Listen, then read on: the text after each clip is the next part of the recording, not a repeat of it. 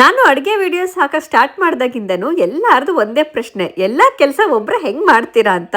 ಅಡುಗೆ ಮಾಡೋದು ನನ್ನ ಪ್ಯಾಷನ್, ನಾನು ಮಾಡೇ ಮಾಡ್ತೀನಿ. ಹಂಗೆ ಪ್ರತಿ ಸಾರಿ ಕೆಲಸದವ್ರನ್ನ ಕರೆಸಿ 1,500 ಪರ್ ಅವರ್ಗೆ ಕೊಡುವಷ್ಟು ರಿಚೆಸ್ಟ್ ಬಿಸ್ನೆಸ್ ಸುಮ್ಮನೆ ನಾನಲ್ಲ. ಇನ್ನೊಂದು ಪ್ರಶ್ನೆ ಅಂದ್ರೆ ಅಷ್ಟೊಂದು ಪಾತ್ರೆಗಳನ್ನ ಹೆಂಗ್ ತೊಳಿತೀರಾ ಅಂತ. ಅಡುಗೆ ಮಾಡ್ತಾ ಮಾಡ್ತಾ ಈ ಕಡೆ ಪಾತ್ರೆನ ತೊಳೆದು ಒರೆಸಿ ಎತ್ತಿಟ್ಬಿಡ್ತೀನಿ. ಸೊ ಅಡುಗೆನೂ ಆಗತ್ತೆ, ಪಾತ್ರೆ ತೊಳೆದಿರೋದು ಆಗತ್ತೆ.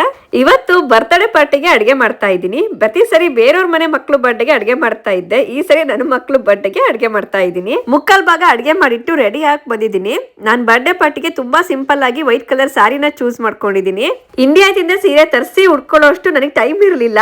ಲಂಡನ್ ಹತ್ರ ಸೌತ್ ಅಂಡ್ ಟೌನ್ ಸೀನಲ್ಲಿ ಅನು ಅಂಜಲಿ ಸ್ಯಾರೀಸ್ ಅವ್ರ ಹತ್ರ ಈ ಸೀರೆ ತರಿಸಿದೀನಿ. ನಾನ್ ರೆಡಿ ಆಗಿ ಬರೋಷ್ಟರಲ್ಲಿ ಬಿಸಿ ಬಿಸಿ ಅವರೆಕಾಳು ಪಲಾವ್ ಕೂಡ ರೆಡಿ ಆಗಿದೆ. ಪ್ಯಾಕ್ ಮಾಡೋ ಟೈಮಲ್ಲಿ ನಾನು ಇವಾಗ ಬೋಂಡ ಮಾಡ್ತಾ ಇದ್ದೀನಿ. ಸೂಪ್ ಆಲ್ರೆಡಿ ರೆಡಿ ಆಗಿದೆ, ಅದನ್ನ ಹಾಟ್ ಬಾಕ್ಸ್ ಅಲ್ಲಿ ಹಾಕಿಟ್ಟಿದ್ದೀನಿ. ಹಾಗೆ ಇವಾಗ ಬಿಸಿ ಬಿಸಿ ಬೋಂಡನ ಡಬಲ್ ಫ್ರೈ ಮಾಡ್ಕೊಂಡು ಎಲ್ಲಾ ಪ್ಯಾಕ್ ಮಾಡ್ಕೊಂಡು ಪಾರ್ಕಿಗೆ ಬಂದಿದ್ದೀನಿ. ಎಲ್ಲಾ ಊಟನು ಟೇಬಲ್ ಮೇಲೆ ಅರೇಂಜ್ ಮಾಡ್ಕೊಂಡು ಊಟ ಬಡಿಸೋ ಪ್ಲಾನ್ ನಂದಾಗಿತ್ತು. ಆದ್ರೆ ಗಾಳಿಗೆ ಏನು ಮಾಡಕ್ ಆಗ್ದಲ್ಲ, ಎಲ್ಲ ಅಲ್ಲಲ್ಲೇ ಇಟ್ಕೊಂಡು ಬರ್ತ್ಡೇಗೆ ಬಟರ್ಫ್ಲೈ ಥೀಮ್ ನ ರೆಡಿ ಮಾಡಿದ್ದೆ. ಮಕ್ಕಳು ಹಾಕೊಂಡಿರೋ ಡ್ರೆಸ್ ಅಲ್ಲೇನೆ ಕಲರ್ ಕಾಂಬಿನೇಷನ್ ಅಲ್ಲಿ ಕೇಕ್ ಕೂಡ ರೆಡಿ ಮಾಡಿಸಿದ್ದೆ. ಸೇಮ್ ಡ್ರೆಸ್ ಕಾಂಬಿನೇಷನ್ ಅಲ್ಲಿ ವಿಂಗ್ಸ್ ಕೂಡ ಹಾಕಿದ್ದೀನಿ.